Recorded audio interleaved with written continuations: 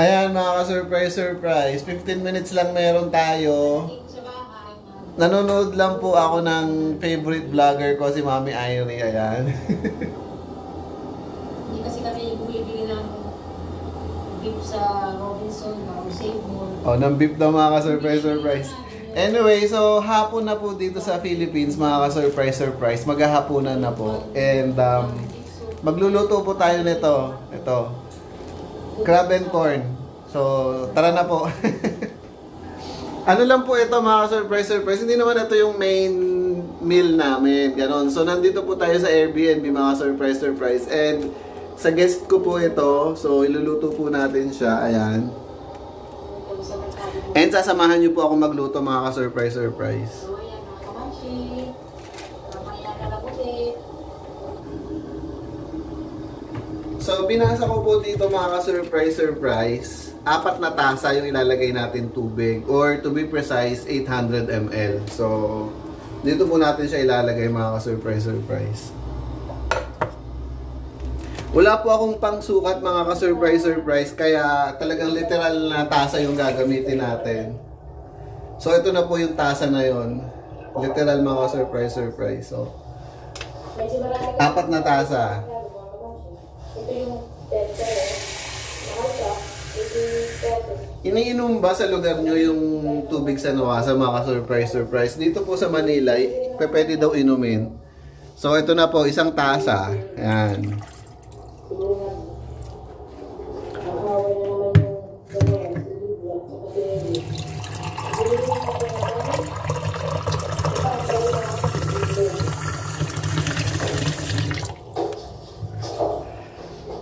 So, sana wag naman malabnaw. May tuturo ako sa inyong trick mga ka-surprise. Pero disclaimer po muna, hindi po ako pro, hindi po ako nagagaling-galingan. Talagang ginawa ko lang po ito before and it worked for me. Sana it will also work for you. Pero ayun lang, nakalimutan na natin kung ilang tasa yung nailagay natin. Ilang tasa na kaya ito? So, 2 lang pa siguro to, no? So, 3. So, last na. Naku, baka sumobra ng 1 tasa. So, anyway, kung sumobra man po siya ng 1 tasa, mga surprise. Isipin na lang natin, nasa gera po tayo. Diba? Pag ganon is sobra-sobra yung nilalagay nilang water sa mga lugaw and everything ganyan. So, let's assume na 4 na tasa na po ito. Ayan. And sabi ko nga may share po ako sa inyong secret na pag sinare ko sa inyo, hindi na po ito secret mga ka-surprise. When cooking a soup. I mean, powdered soup. Ganyan. So, ang natutunan po natin dito mga ka-surprise is constant whisking. Ano ba yung constant whisking na yan? So, ayun mga ka-surprise. Dito tayo magluluto sa induction. Ayan. On and then function, hot pot, or ilipat natin sa soup. Ayan.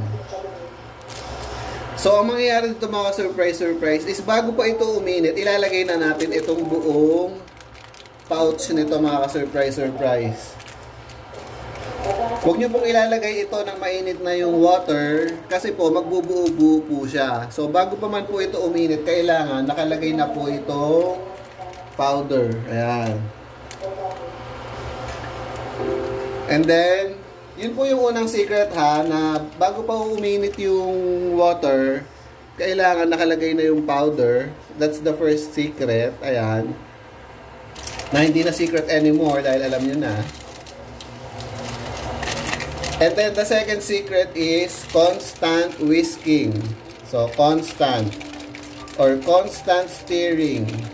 So, hindi pa man po siya umiinit yung water, halo na po tayo ng halo. So, hindi po tayo titigil ng kahalo hanggang kumulo po siya. Ganon. Ganon, in that way, mga ka-surprise, magiging thick yung sauce niya. Or in Tagalog, malapot. Ayan. So, constant whisking, constant stirring. Yan.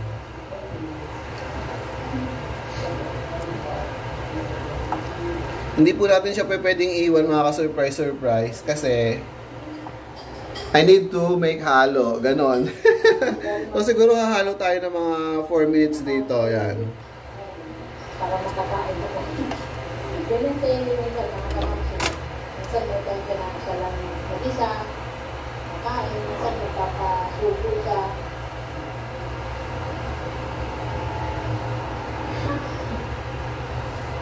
So kayo mga ka-surprise, may kwentong ano po ba kayo?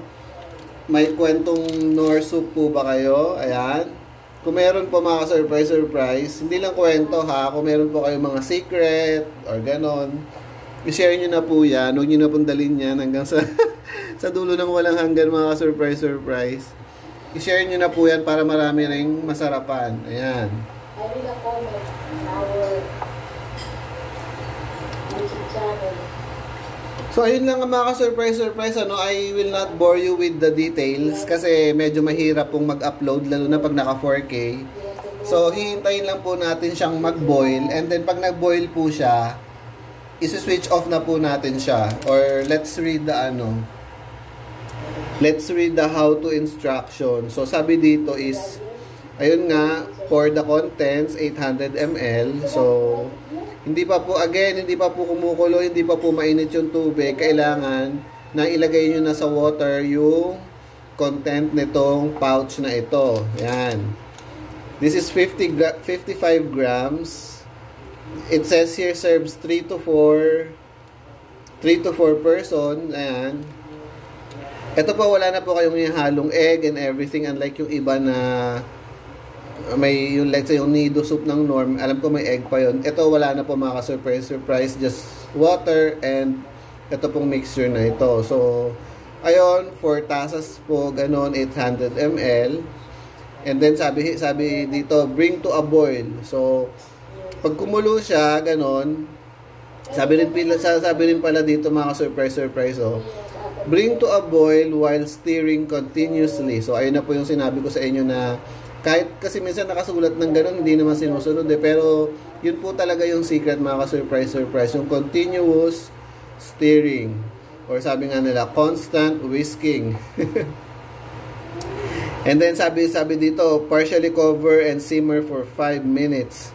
So pag kumulo na siya gano'n mga ka-surprise, i-cover lang daw po natin siya.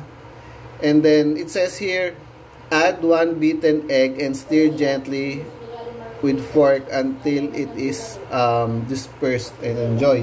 So wala po tayong egg as of the moment mga ka-surprise. Pero lalapot po ito kahit walang egg. So ayun mga ka-surprise. So hindi na natin papahabain mga ka-surprise. Hintayin lang natin itong ikumulo and then tatakpan. And then that should be it mga ka-surprise. So once in a while, pwede po natin itong, since marami po siya, oh, and ano lang po kami, dalawa lang po kaming kakain nito. So, once in a while, pwede rin itong painitin, gano'n. So, hindi ko na papapain mga ka-surprise, puputulin ko na po. Yun lang po. Sa Switzerland, nangungubahan kami, mga kamangsin, abunan sa bahay lang. Jadi, bilang ka kami ng Switzerland.